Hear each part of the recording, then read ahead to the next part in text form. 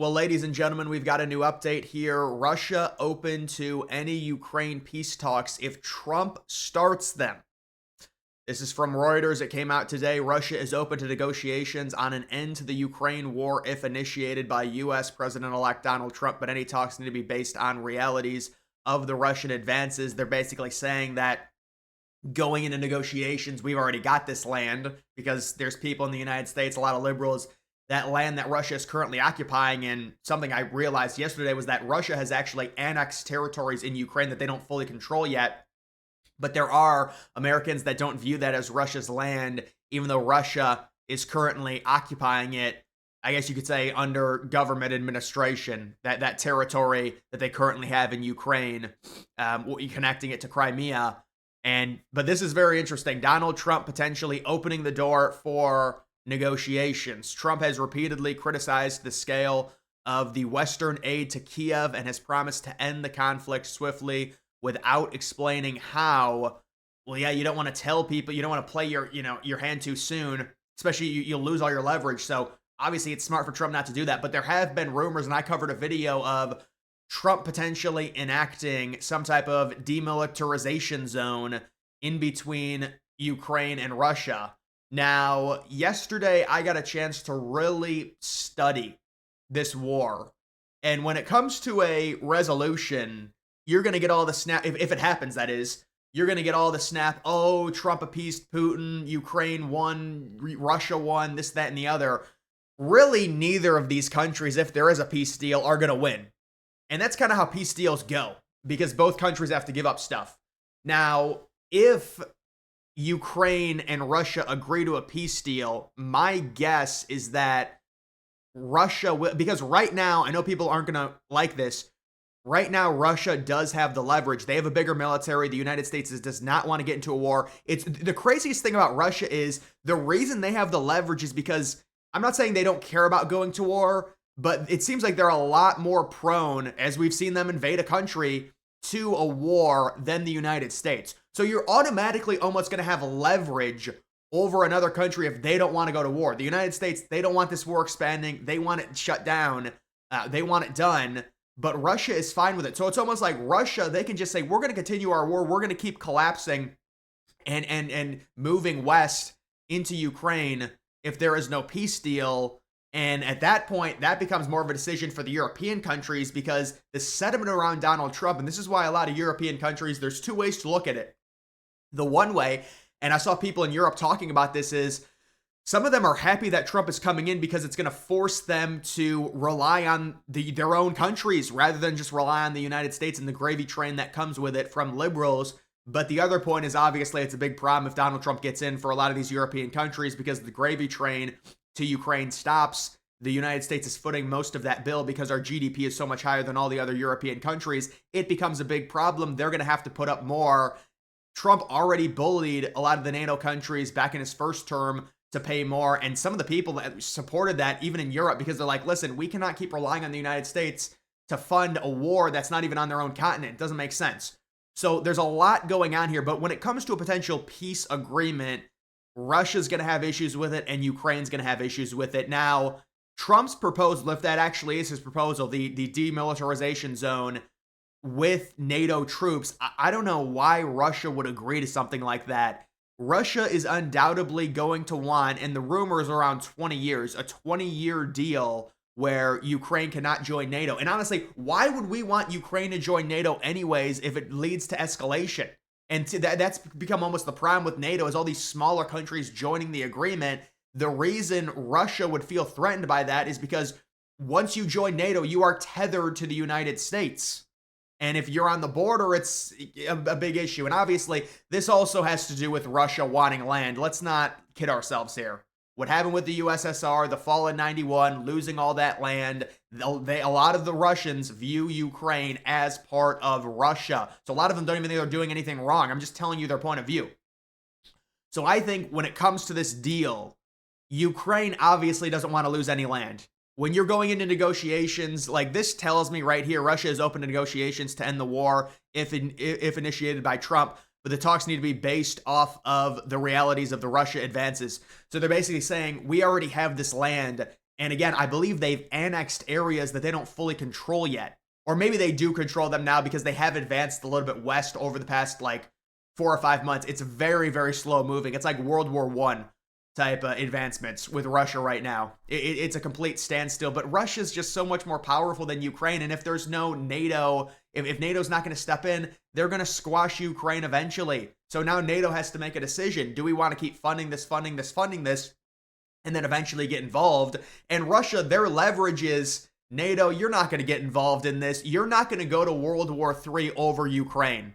And the reason I say that is because obviously if it gets to the point where Russia starts really advancing, does NATO send troops in, which would lead to further escalation, and then you've got NATO troops interacting and fighting Russians, and that becomes the idea of a World War III.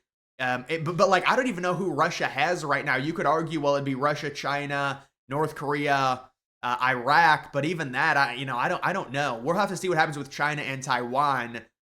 I really haven't been paying attention to that recently. I'll have to read up on that over the past few weeks, what's going on there, especially with Trump in now. That'll be something interesting. But when it comes to this, a peace deal, neither of them are going to win.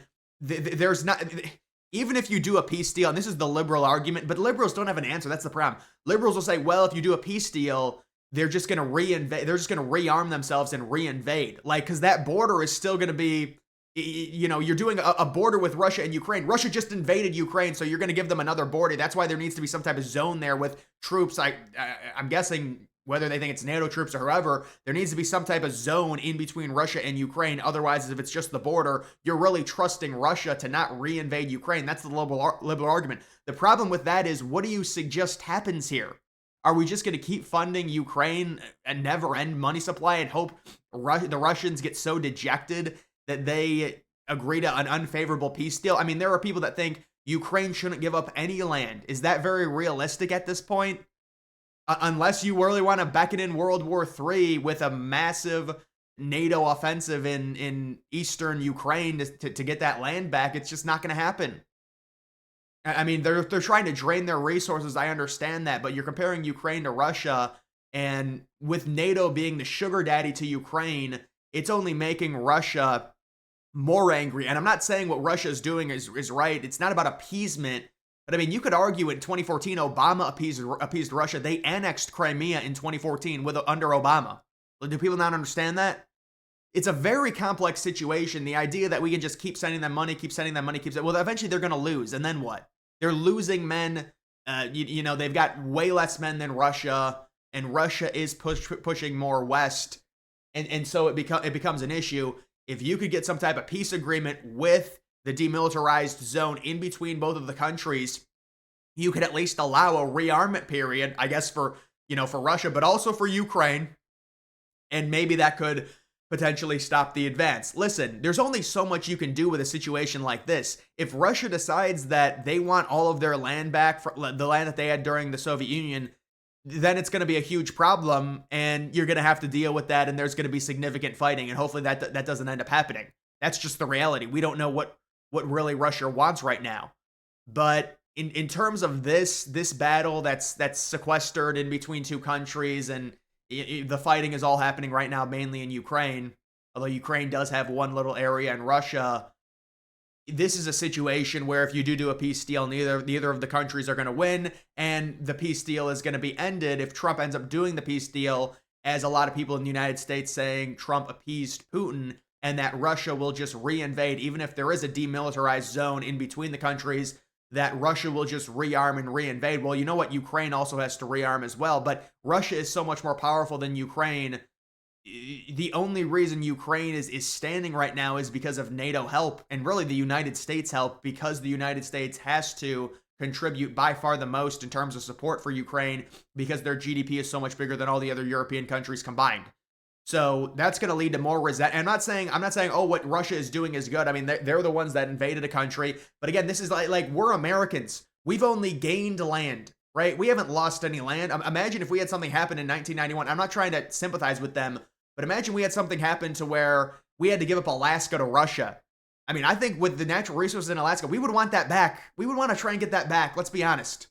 So it's like they've lost land. They're pissed about it. That you have to understand. We're not in that position. We've never lost land before. We've never really been threatened. And we're very thankful the Pacific Ocean and the Atlantic Ocean. And I mean, maybe not Mexico. We like a little bit better of a country to the south, but Mexico's obviously they're not even a 100th strong enough to invade the United States. China isn't, or excuse me, Canada isn't either. But this is a different type of scenario with the Russians rather than looking at it from an American perspective. That's what I mean to say. Russia, when you're talking about NATO giving them money, the United States is the figurehead of NATO. So Russia blames the United States for the Ukraine and their advances, and that's a big issue. Now, Europe is the one that's going to have to deal with Russia because they share, they share land together. The United States has a massive ocean separating, unless you want to talk about the other side with Alaska and the far eastern Russia, but that's uninhabitable land for Russia. They can't do any invasion from there. It's funny, I was thinking about them doing that when I was younger, but they would never do that. But see, the thing is, I'm losing my train of thought now. I was on a roll there for a second, but guys, you have to understand, and I know Trump supporters are like, Putin doesn't want to see Trump, but if you're Russian, it's just the Republican approach of no more wars, get out of it. Russia would like that more so than the Democrat approach, which is keep funding, which inevitably will probably lead to more escalation. And it's like, listen, you can blame Russia all you want. What they did in terms of an invasion in 2024, absolutely, it's not acceptable. Now with the nuclear power that we have at this point, although I have also said I think they need to understand, even if countries invade each other, it doesn't automatically mean nuclear war. Even if World War III, and we pray it doesn't happen, even if it happens, it doesn't automatically mean nuclear war. You could get a bunch of land fighting. We don't know what's going to happen, and then maybe precision strikes, but we don't want that to happen. What I'm saying is, if you're an American looking at this war, the viewpoint is a little fogged because it's not like we lost land in 1991, so it's like we haven't lost anything. So obviously we're going to be like, Russia shouldn't do this, but they view Ukraine as part of Russia, and that's the reality. And if there's a peace deal, neither side is going to like it. And Ukraine's going to be pissed because they're inevitably going to lose land in a peace deal 1,000%. And Russia will be pissed because they wouldn't probably, they're not going to fully take over Ukraine. It's not going to happen. They're not even going to get half of it in a peace deal. They're just going to get those two regions and maybe a little bit more depending on what happens in terms of negotiations, because I'm sure they'll negotiate things. But right now, the reason Russia has leverage, people are wondering that how would they have leverage if they've struggled so much in this war? They wanted to take Kiev in like 2 weeks. It didn't happen. It's because they're open to war. That gives you leverage. You can play the nuclear bomb game, basically.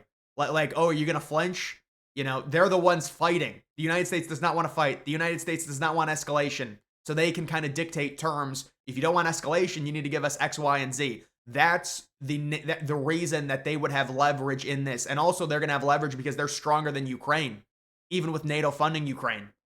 So that's just kind of the reality when it comes to this war, and we'll have to see what ends up happening in terms of it. But I do think, I think Trump will bring an end to it. There's going to be some type of agreement. And again, it's going to be swung as Trump is appeasing Putin. I'm just warning people, that's what it's going to be swung as in liberal media. But guys, that is going to do it for this video. Make sure you follow me on X. Link to that's always in the description.